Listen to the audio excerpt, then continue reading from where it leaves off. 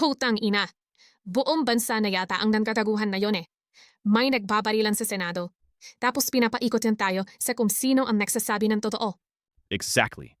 Pareho lang silang sinungaling at nagpapakalat ng sariling script. Sabi ni Cayetano, under attack daw sila. Sabi naman ng Malacanang, imbento lang yon.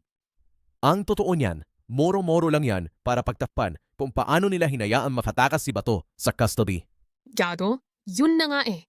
Buong linggo nilang pag-aawayan at iimbestigahan yung punyetang barila na yan habang nakanana tayong lahat. Habang busy silang mag-away sa walang kwentang teleserye nila, ano na ang balita sa flood control scandal?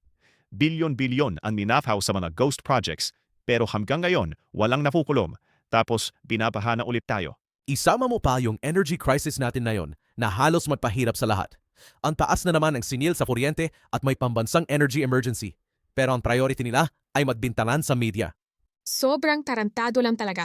Wala silang paki sa atin. Puro sila investigasyon para sa eleksyon.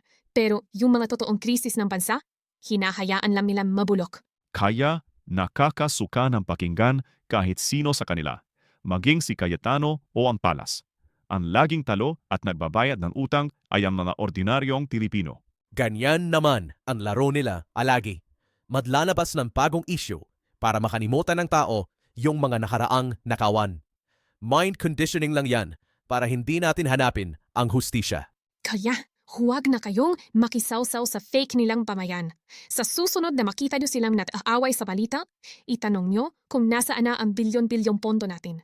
Huwag niyong kalimutan na wala pa ring hustisya sa flood control projects na yan. At wala pa rin silang binibigay na solusyon sa energy crisis sa bansa. Kaya i-share nyo to.